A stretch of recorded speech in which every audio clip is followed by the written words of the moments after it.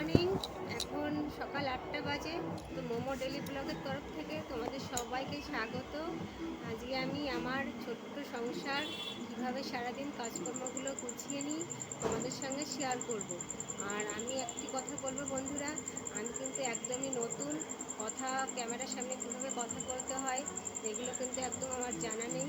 তো তোমরা আমাকে যদি সাহস দাও তাহলে আমি সমস্ত কিছু শিখে নিতে পারবো। তো আমার একটু অনুরোধ রইল, তোমরা আমার চ্যানেলটিকে সাবস্ক্রাইব করে আমার পাশে থেকো। আর সারাদিন কি কাজ করি যতটুকু পারবো তোমাদের সঙ্গে শেয়ার করব। তো তোমরা সবাই আমার সঙ্গে থেকো প্লিজ। তো বন্ধুরা, তোমরা তো সমস্ত কিছু শুনেই নিলে।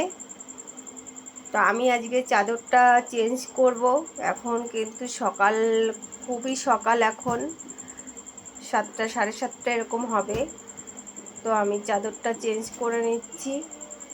আর কি হয়েছে জানো তো, এখানে কদিন ধরে একটু বৃষ্টি হচ্ছিল, সেই কারণে আমার চাদরটা কিন্তু আরও 2 দিন আগে পাল্টাতে হতো, কিন্তু পাল্টাতে পারেনি। যে বৃষ্টি হচ্ছে তো এবার কাচতেও হবে, তো শুকাবে না, কোথায় মেলবো, আমার এখানে মেলারও একটু সমস্যা আছে। আর একটা কথা বলি, তোমরা আমার কিন্তু ক্যামেরা কোয়ালিটি ভীষণই খারাপ, আমার নিজেরও ভীষণ খারাপ লাগে, কিন্তু কি করব বলো, কিছু তো করার নেই। তো আর একটা কথা, সেটা হলো আজকে না এখানে বিয়ে আছে, তো সারা দিনই এখানে গান বাজছে। এখনও গান হচ্ছে, মানে এখন তো একদম গান হওয়ার পারফেক্ট টাইম, তো কিচ্ছু করার নেই, একটু ম্যানেজ করে নিও। আমার কিন্তু চাদর অলরেডি গুছানো হয়ে গেছে, গুছিয়ে গাছিয়ে নিয়েছি, বিছনা বেশ আমার মতো করে আমি গুছিয়ে নিয়েছি।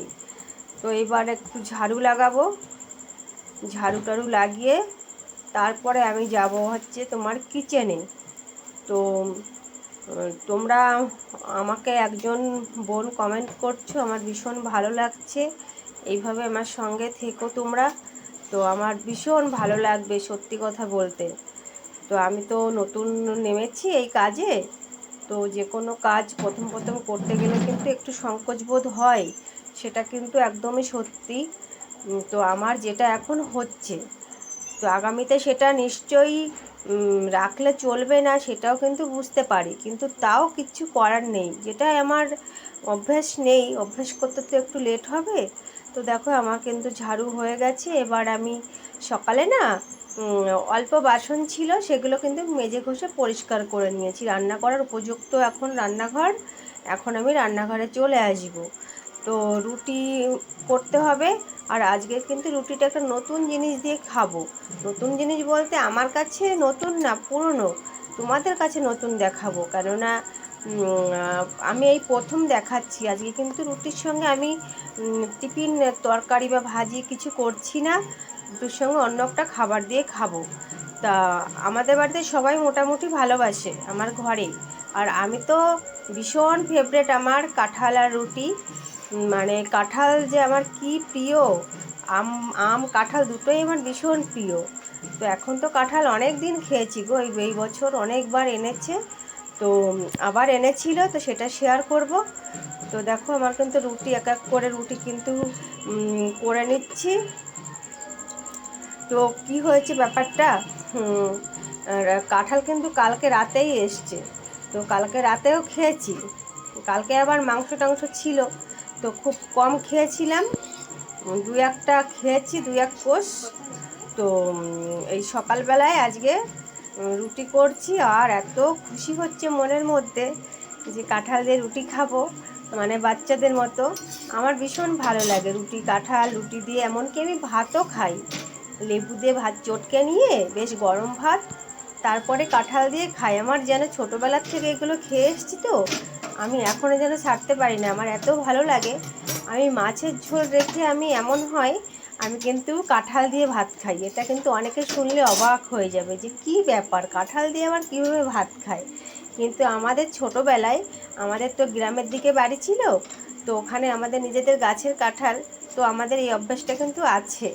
আর আজকে জানো তো কী হয়েছে, আজকে কিন্তু আমি চাও খাইনি, মানে যে কোনো কারণে চা আজকে সকালবেলা খাওয়া হয়নি। তো তাই ভাবলাম একবারে রুটি করে নিচ্ছি, তো তার সঙ্গে পরপর চাটাও বানিয়ে তারপরে একসঙ্গে একটু আগে পরে করে খেয়ে নেব। চাটা আগে খেয়ে 5-10 মিনিট পরে টিফিনটা করব। তো যাই হোক, এখন দেখো আমার আমার ছানা মানে আমার মেয়েটার জন্য টিফিন গোছাচ্ছি সকালে। ও খেয়ে স্কুলে যাবে, তো ও কিন্তু ভীষণ ভালোবাসে কাঁঠাল দিয়ে রুটি, মানে মন্দ না, মোটামুটি খায়। তো এই দেখো ওরটা গুছিয়ে নিলাম, 2টো মিষ্টি আর 2টো রুটি আর 3 কোয়া কাঁঠাল। কাঁঠালগুলো কিন্তু বেশ সুন্দর বড় বড় ছিল কোয়াগুলো, জানো তো। তো তারপরে দেখো আমি কিন্তু কিচেনে চলে এসেছি। এবার দুপুরবেলা কি রান্না করব সেটা নিয়ে। আজকে কিন্তু অল্প স্বল্প রান্না, খুব চাপ নেই, ধীর গতিতে করছি। তো দেখো পেঁয়াজ কেটে নিচ্ছি, আর পেঁয়াজগুলো এত ঝাঁঝালো ছিল কি বলবো তোমাদের, জানো না, ভীষণ ঝাঁঝালো ছিল পেঁয়াজগুলো। তুই একটা পেঁয়াজ না এমন হয়, মানে কান্না করে দিচ্ছি আমি পেঁয়াজ কাটতে কাটতে, জানো তো। তার সঙ্গে আবার কটা রসুনও কেটে নিলাম। রসুনগুলো বেশ বড় বড় ছিল কোয়াগুলো, 2-1টা রসুনের কোয়াগুলো বড় বড় হয় না, সেরকম ছিল রসুনগুলো। তো তোমরা কে কোত্থেকে দেখছো অবশ্যই কমেন্ট করে জানিও, ভীষণ ভালো লাগবে তাহলে গো।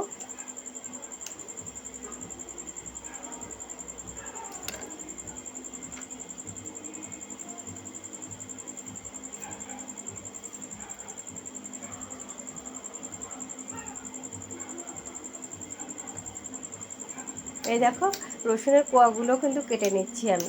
এটা দিয়ে কিন্তু কলমি শাক ভাজবো, আর এই কলমি শাকটা এত ভালো, মানে কলমি শাকটা ঘাটা ঘাটা হবে না, দেখবে একদম মানে আলু ভাজের মতন ছাড়া ছাড়া থাকবে। এই দেখো আমি কিন্তু এবার রান্নাঘরে চলে এসেছি। তো পেঁয়াজ কাটছিলাম, পেঁয়াজ কাটতে কাটতে চোখ থেকে পুরো মনে হচ্ছে খুব কান্না করছি, ভীষণ জলে পেঁয়াজগুলো, জানো তো, চোখ জলে খুব। তো আমি এবার রান্নাবান্না শুরু করবো। তো খুব বেশি কিছু আয়োজন নেই আজকে, অল্প আছে, তো যতটাই করি না কেন তোমাদের সঙ্গে শেয়ার করবো। তো তোমরা দেখতে থাকো কেমন। এবার দেখো কালকে মাছ এনেছিল, সেই মাছটা কিন্তু আমি একটু হালকা করে ভেজে রেখে দিয়েছিলাম, সেটা আজকে আবার সুন্দর করে ভেজে নিচ্ছি। কারণ এই মাছটার নাম কি জানো, মাছটার নাম পায়রা মাছ। মানে দেখতে ভীষণ ভালো লাগে, ফোটা ফোটা ফোটা ফোটা থাকে গায়ের উপরে, ভাজার পরে মনে হচ্ছে না পমপ্লেট মাছ, কিন্তু পমপ্লেট মাছ নয়। আর আজকে আমি রান্না করব কি জানো, আজকে রান্না করব পেঁপে দিয়ে আলু দিয়ে, মানে মোটামুটি নর্মালি ঝোল। এটা আমি ফোড়ন দিলাম কি রাঁধুনি আর জিরে একসঙ্গে, আমার রাঁধুনির ফ্লেভারটা না খুব ভালো লাগে। তো আজকে কিন্তু পেঁপে আলু নর্মাল ঝোল করব, কেননা কালকে খুব রিচ খাবার খাওয়া হয়েছে তো। আর তারপরে আবার কাঁঠাল টাঠাল খাওয়া হচ্ছে, আবার গরম আছে, সেটা বুঝে মাথায় রেখে আজকে রান্না বান্না। তো দেখো আমি কিন্তু রাঁধুনি আর জিরে ফোড়ন দিয়ে তার মধ্যে পেঁয়াজ আর 2-3টে কাঁচা লঙ্কা দিয়ে সুন্দর করে ভেজে নেব, বেশ পেঁয়াজগুলো একদম কাঁচা থাকবে না, ভাজা ভাজা করে নেব। তারপরে হালকা পাতলা মশলা, একদমই হালকা পাতলা, তো সেটা দিয়ে আমি পেঁপে যে আলুর তরকারিটা করে নেব। আর এইভাবে তোমরা করে খেও, পেঁপে দিয়ে তরকারি ভীষণ ভালো লাগে। একটু মাছের ছোঁয়া পেলে না পেঁপে যেন সুন্দর স্বাদ হয়ে ওঠে, নাহলে পেঁপে তো পুরো বলদা বলদা লাগে না। তো দেখো দেখো আমি লম্বা করে পেঁপেগুলো কেটে নিয়েছি, বেশ পেঁপেগুলো ছোটোখাটোর মধ্যে ছিল, আর একদম আমি লম্বা লম্বা করে পেঁপে কেটে নিয়েছি, আলুও সেম একইভাবে কেটেছি। তো সেইভাবে আমি পেঁপেটা আর আলুটা সুন্দর করে কষিয়ে নেব। আর এর ভিতর সামান্য মশলা দেব, সামান্য অতি সামান্য মশলা দেব, সেটা হলো ওই জিরে আর ধনিয়ার গুঁড়োর পাউডার, আর তার সঙ্গে দেব তোমার একটু লাল লঙ্কা আর হলুদ, নুন, যেমন আর কি সব তরকারিতে আমরা দিই সেটা তো দেবই। তাছাড়া ওই 2টো মশলা হালকার উপরে, একদম হালকার উপরে, এটা দিয়ে কিন্তু আমি সুন্দর করে কষে নেব। পেঁপে আলু বলতে বোঝায় যে পেঁপের তরকারি কেমন না কেমন হবে, কিন্তু সেটা একদমই নয়। যদি পেঁপেটাকেই তুমি সুন্দর করে রান্না করো তা সেটা কিন্তু খেতে ভালো হয়। তো আমি কিন্তু অন্য তরকারির থেকে কোনো অংশে পেঁপের তরকারিটা কম টাইম দিয়ে করব না, আরও মনোযোগ সহকারে করব যাতে তরকারিটা খেতে ভালো হয়। তো সেইভাবে আমি কিন্তু পেঁপে আলুটা সুন্দর করে কষিয়ে নেব এখানে, মানে যেভাবে অন্য তরকারি কষিয়ে নিই মশলাপাতি দিয়ে, ঠিক সেম সেইভাবেই। যে পেঁপে দিলাম আর জল দিয়ে দিলাম এমন নয় কিন্তু পেঁপে এইবার এই পেঁপেটা কিন্তু আমি ঢাকা চাপা দিয়ে দুবার করে ঢাকা চাপা দিয়ে দিয়ে আমি কিন্তু পেঁপেটাকে পুরো সিদ্ধ করে নেব।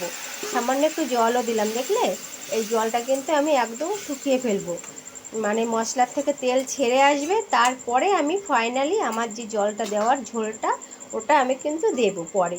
তো দেখো আমি কিন্তু সত্যি কথা আমি কিন্তু ঢেকে দিলাম, এখন এই ঢাকনা তুলছি, দেখো জল কিন্তু একদম নেই, তেল ছেড়ে দিয়েছে না, তেল ছেড়ে দিলে আমি কিন্তু এরপরে কিন্তু আমি জল মেশাবো। তো আমি একটা রান্না করি বা দুটো করি, আমি কিন্তু সত্যি কথা বলতে আমি সুন্দর মন দিয়েই করি, ওই হজবরলা করি না, কেননা একটা তরকারি দুটো তরকারি খুব বেশি তো হয় না, তো সেটা যদি একটু সুন্দর না হয় তো লোকে ভাত খাবে কী দিয়ে বলো। আর তারপরে মাছে ভাতে বাঙালির তো মানে খাওয়ার কি বলবো। তো এই দেখো আমার কিন্তু আর একবার কিন্তু আমি আর একটু ঢেকে দিয়েছিলাম, এখন ফাইনালি একদমই জল নেই, হ্যাঁ ফাইনালি জল পুরো একদম টেনে গেছে। এইবার কিন্তু আমি এখানে জল মেশাবো, তেল ছেড়ে দিয়েছে, এবার আমি আমার জল মিশিয়ে দেবো। এখন একটু 4-5টা আবার কাঁচা লঙ্কা দিয়ে দিলাম, আমাদের বাড়িতে আবার একটু ঝাল ঝাল না হলে না কারো মুখে অত রোচে না। এই যে মাছ ভাজা গামলাটায় জল নিয়ে ওটা কিন্তু আমি দিয়ে দিলাম, ওটাই আমি কালকে মাছ ভেজে রেখেছিলাম, তোমরা আবার কিছু মনে করো না, ওইটার ভিতরেই জল দিয়ে আমি কিন্তু কড়াতে ঝোলটা দিয়ে দিলাম।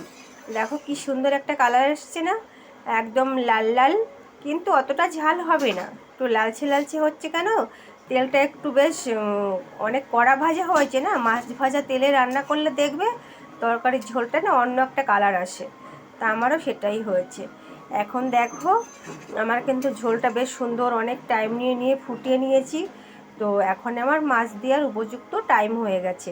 এখন আমার ভেজে রাখা মাছগুলো কিন্তু আমি এক এক করে ঝোলে দিয়ে দিচ্ছি, আর এত অপূর্ব টেস্ট হয়েছিল না বন্ধুরা, কি বলবো, রান্নাটা সত্যি খুব ভালো হয়েছিল গো, নিজের রান্না বলে বলছি না, ভালো হয়েছিল খেতে।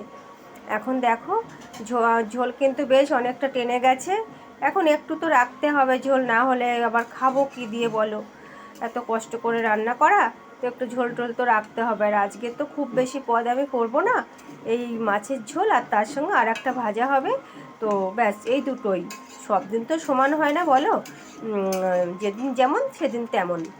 তো আজকে আমার মোটামুটি রান্নাবান্না খুব একটা যে বেশি চাপ সেরকম কিছু কিন্তু নেই। তো দেখো আমার কিন্তু মাছের ঝোল অলরেডি নেমে গেছে, এখন আমি আবার কড়াতে দিয়ে দিলাম তেল। এখন এখন আর কি, তেল দেওয়ার পরে ওই কলমি শাক তো নর্মালি সবাই ভাজে সবাই খায়, তো আমি আবার কলমি শাকটা বেশি ঘাটা ঘাটা আমার ভালো লাগে না, আর এই শাকটা স্পেশালি শাকটা কিন্তু ভীষণ ভালো, মানে অন্য টাইপের। দেখো এখন দেখো আমি রসুনগুলো বেশ একটু বড় বড় ছিল, তো তো রসুনগুলো আমি একটু আগে কুচি করে নিয়েছি, তারপরেও কিন্তু একটু আগে দিলাম তেলের মধ্যে। এবার আমি দিচ্ছি বেশ খানিকটা পেঁয়াজ আর কাঁচা লঙ্কা, পেঁয়াজটা কুচি করে রেখেছিলাম মিহিন করে, ওটা কিন্তু আমি এবার দিয়ে দিলাম, আর পেঁয়াজটাও সেম একই, পেঁয়াজটাও একটু বেশ ভালো ভাজা হবে, তারপরে কিন্তু আমি শাকটা তুলে দেব, ওই কাঁচা কাঁচা থাকবে তার মধ্যে শাকটা দিয়ে দেব, ওরকম মেরে না আমি ঠিক করতে পারি না।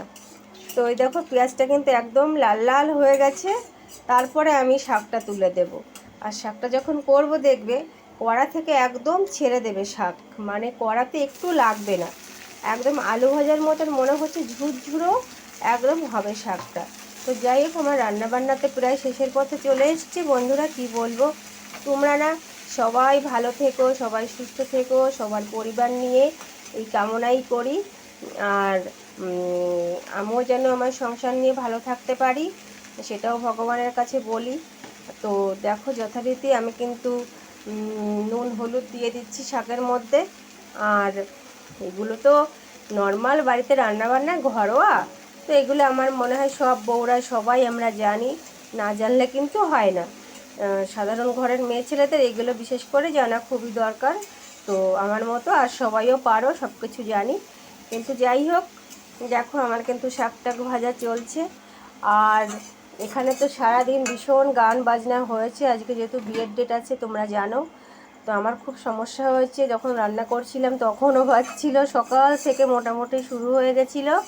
তো যাই হোক, সমস্ত কিছু তো ম্যানেজ করতে হয়, পাড়াতে এক পাড়াতে থাকলে পরে তো সেটাই। তো তোমরা তো আমার বন্ধু, তোমরা নিশ্চয়ই অ্যাডজাস্ট করে নেবে। তো দেখো ফাইনালি রান্নাবান্না হয়ে গেছে, দেখো কত ভালো শাকের কালারটা এসছে। আর এই যে মাছের ঝোল। তো সবাই ভালো থেকো, সুস্থ থেকো, ধন্যবাদ।